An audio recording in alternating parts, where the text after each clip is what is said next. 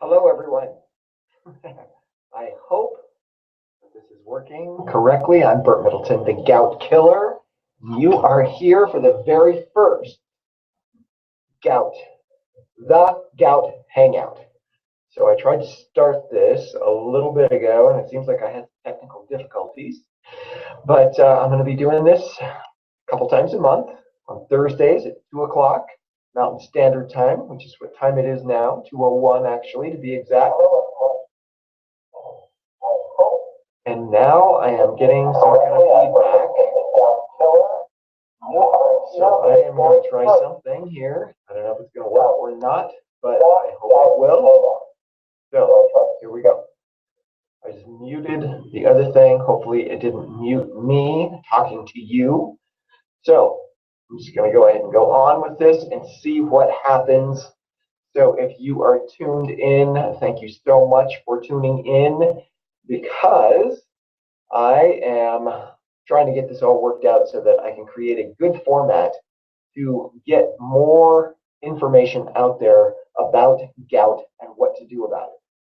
So as far as gout goes, and one of the biggest questions that comes up all the time is, what should I eat or what should I not eat to keep from getting gout, or to be able to get my body to a point where that gout is not a problem for me anymore. And there are a number of different things and a lot of different ways you can go with it. But what I want to put across more than anything else is that most of the information that you get about gout, it talks so much about how gout is all about what you eat. And that simply is not true. What you eat is certainly a part of it, because that is one of the biggest ways we introduce toxicity into our bodies in a million different ways. But here is the interesting thing.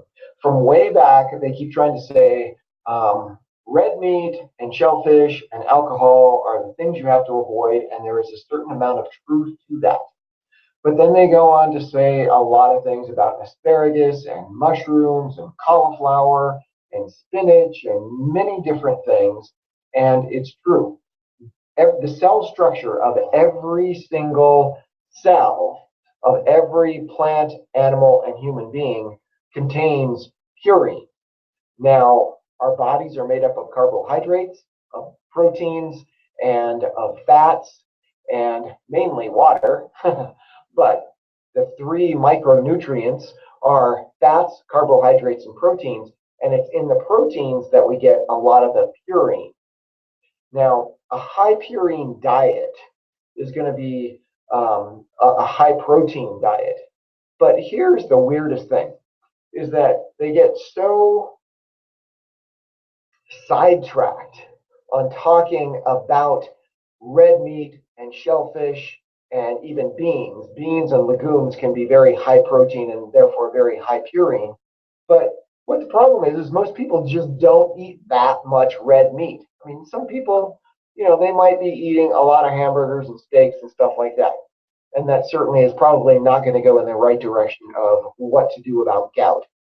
But what I want to make sure that everyone, what you are here to find out, is that most people are too busy eating crappy, processed, fast foods, restaurant foods. We just eat such low quality food, and that is what is creating the toxicity in our body. That is what is reducing our ability to properly digest our foods, properly digest our protein, properly process out those purines. And it's those purines, the byproduct of purines is uric acid. Now, first of all, we're not digesting them that well. We're not processing them that well, okay? So the next part of all of this is that once those purines are not taken care of in a good way, then it only creates excessive uric acid. Then, because of our poor diet, our kidneys are not functioning that well, and our kidneys are responsible for being able to process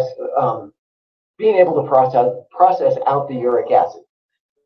Okay, it doesn't process out all of the uric acid because uric acid is an important part of our antioxidant composition in our bodies. Uric acid is actually a good thing when it's in the right proportion. So the kidneys know how much to let go and how much to keep on a moment-to-moment basis if they're working right. So just to kind of give you a better idea of what we're talking about here in terms of what to eat for gout. So what you want to be eating for gout and to maintain a good healthy body in the first place is a diet of properly prepared, nutrient-dense whole foods. Now, what is a whole food? Or what is a single ingredient food is kind of a good way to think about it. An apple is a single ingredient food. A steak is a single ingredient food. A piece of lettuce is a single ingredient food. A tomato is a single ingredient food. Combining those kind of foods, good sources of protein with good sources of carbohydrates and good sources of fats are what we need to do to create a healthy body in the first place, and the kind of healthy body that is not going to be prone to creating gout and gout attacks. So what is not a single ingredient food? What is a processed food? Okay, basically a processed food, and so many people don't even really think about this, but this is what's causing a lot of problems in so many ways for people in our country and all over the world today, is that we eat a lot of refined carbohydrate. Yes, bread. When bread is baked, especially all the cheap bready kind of foods that we can get, the hamburger buns, the sandwiches, the tortillas, the chips, the pastas, the cereals, all of those grainy foods are carbohydrates, refined carbohydrates that are quickly turned into glucose in our bodies. And there's an interesting progression of what happens to a refined carbohydrate once it gets into our bodies, because as soon as it gets in there, it turns into glucose, and if it's needed, it gets used right away. It's a very fast burning source of energy for our bodies. If our bodies don't need it because we eat so much of it, then it's stored as glycogen in our liver and our muscles. But we eat so much of it, those stores are full. So what it's turned into is triglycerides. Triglycerides are fats, and those triglycerides are stored in the adipose tissue, the fat tissue. So it's not because we eat fat that we get fat, it's because we eat too much carbohydrate. That messes up blood sugar. That puts a lot of insulin into our blood. That is what starts to create all kinds of different problems that contribute to the problem with gout.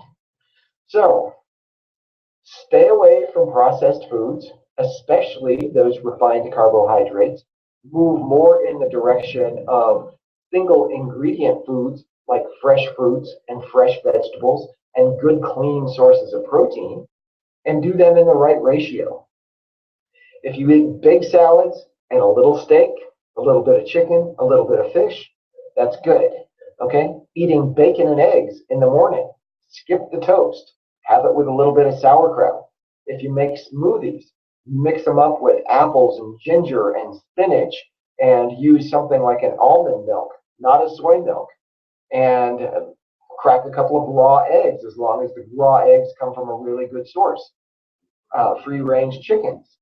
So there are many different ways to get good sources of protein, good sources of carbohydrates, and good sources of fats. And just to go really quickly on the fats, coconut oil is a really good saturated fat. We need it. Olive oil is a really good monounsaturated fat. We need it. Flax oil is a very delicate polyunsaturated fat, and we need it. Keeping a nice balance of the fats that we eat is really important. So I do a lot of education about all of this on my website. Please go there and check it all out. And otherwise, when you go there, you can sign up for my weekly newsletter.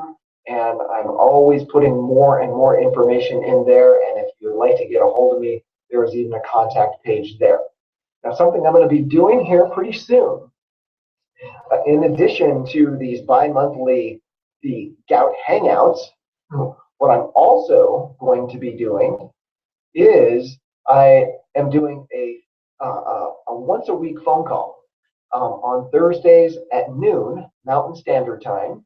These Google Hangouts are going to be happening every other Thursday at 2 o'clock Mountain Standard Time. But on the fourth Thursday of every month here in the Denver metro area, if you live here, I'd love to see you at the South Glen Whole Foods, because I've started a little bit of a discussion group, and when it grows, I'll find a different venue. But we're going to be meeting upstairs in that Whole Foods. It's at the corner of Arapahoe and University in Centennial. And I'm going to do that from 6:30 to 7:30 on the fourth Thursday of every month. And this month, October 2014, that is going to be the 23rd. So hopefully I will see you there. Thanks for tuning into this Google Hangout. And also, it would be great to hear you on one of my phone calls on Thursday. And the whole point of all of this is just to raise more awareness about gout. Now, it's taken me a lot of effort. It's taken me a lot of time. It's taken me a lot of education. So not everything that I put out there is free. I do this for a living. I need to make a living by doing this. Otherwise, I'm not going to be able to spend the time doing this. So yes, I put out a lot of free stuff, but I have an ebook and a couple of different packages of my video-based program that can walk you through all of the things that you need to do with your lifestyle and diet to keep from getting gout. And I've gotten rave reviews about it, very, very happy people about all of it that have taken advantage of all of that. So I want to thank you for being here, and hopefully I will talk to you or see you in the very near future. Again, I'm Burt Middleton, the Gout Killer, and I will talk to you soon. Thanks.